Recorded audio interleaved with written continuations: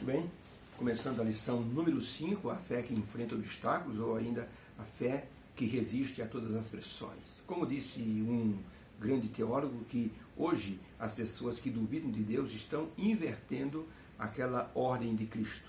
Cristo disse: se vocês tiverem fé do tamanho de um grão de mostarda, vocês podem mover uma montanha. E hoje as pessoas dizem que é preciso uma fé do tamanho de uma montanha para mover uma semente de mostarda. Aqueles que assim o fazem não estão agradando a Deus.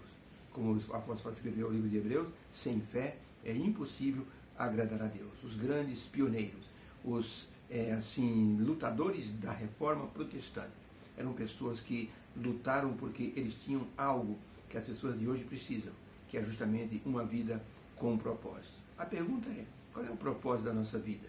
Quando essa pergunta é feita, que respostas as pessoas dão para isso? Se nós estamos assim fundamentados em Cristo Jesus como nosso Salvador, podemos dizer que o propósito da nossa vida é servir a Deus, é ajudar o próximo, é proclamar a salvação a todas as pessoas e apressar e aguardar a segunda vinda de Jesus. Isso é propósito.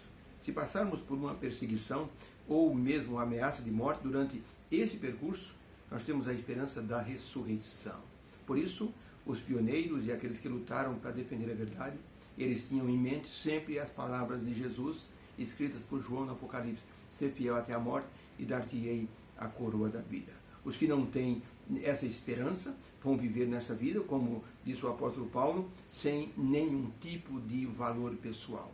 Paulo escreveu aos Efésios, no capítulo 2, verso 12, dizendo o seguinte: os que vivem afastados de Cristo não têm os privilégios do povo de Deus e não conhecem as promessas da aliança. Vivem no mundo sem Deus e sem esperança. Por isso, ao revermos a história dos reformadores e dos mártires do passado, nós veremos que eles possuíam algo que os crentes nominais desse século precisam de mais da conta. Precisam de propósito, precisam de um alvo, de uma meta a ser alcançada. Por isso, eles tinham tanta esperança no futuro, e em que nesse futuro Jesus Cristo estaria dando a eles a recompensa.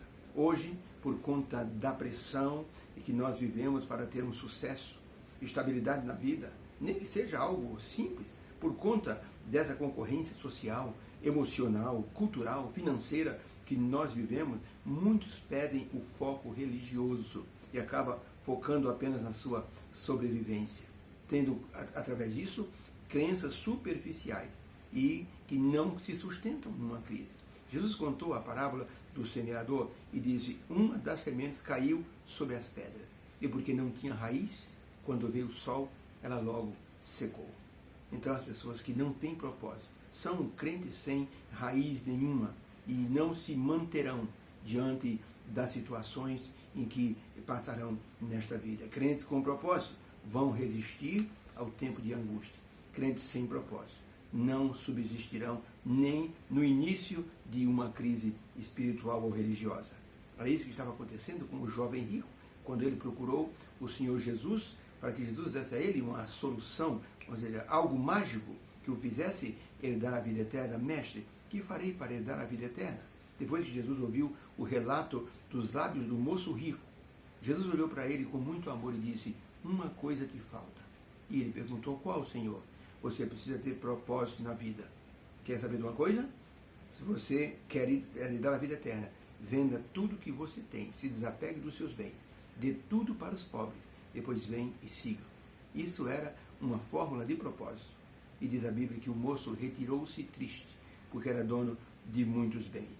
Ele poderia ter se tornado um dos maiores discípulos do Senhor Jesus Cristo, mas apegado aos bens como ele estava, não tinha propósito nenhum.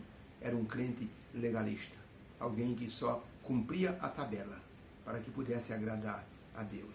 Os reformadores protestantes, eles tinham um propósito na vida que os levava a enfrentar qualquer coisa por amor à verdade. Estavam tão fundamentados nos ensinos da Bíblia, ensinos que os transformaram, ensinos que deram a eles uma visão de propósito, e eles não desistiam com facilidade. Por isso que quando nós temos uma visão daquilo que Deus quer para a nossa vida, as pessoas vão perceber isso. Um grupo de mineiros estava no Alasca e eles conseguiram achar ouro. Eram mais ou menos uns 10 esse grupo. Eram as pessoas de uma família.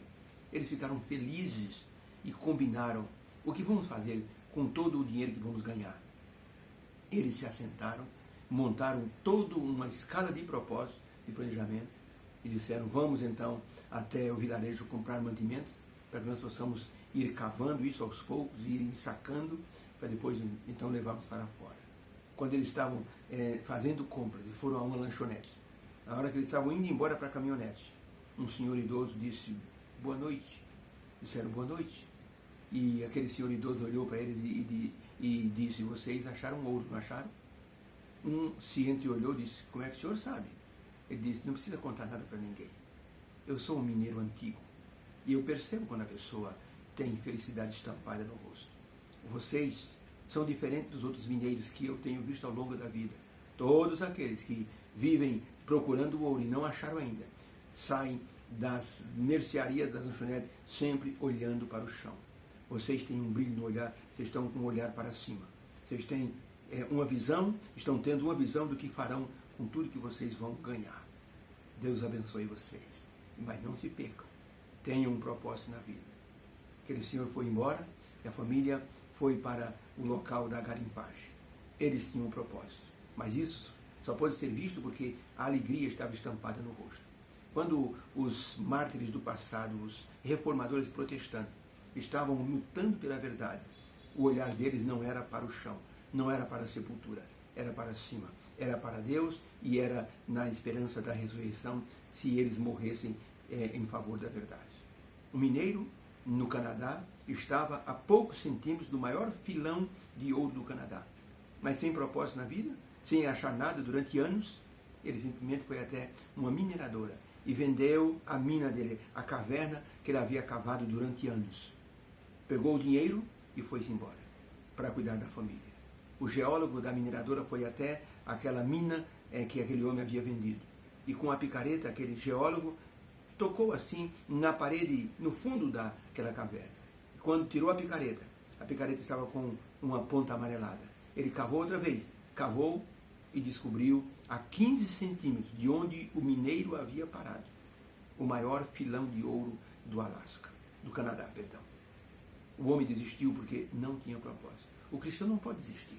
O cristão tem que ter o olhar lá na frente, visão de futuro, mesmo que aconteçam coisas nessa vida, não pode desistir. Por isso a lição dessa semana é a fé que enfrenta obstáculos. Deus nos abençoe. Possamos ter essa fé, porque com isso agradaremos a Deus e seremos abençoados e fortalecidos nessa fé que move montanha. Deus abençoe a todos. Amém.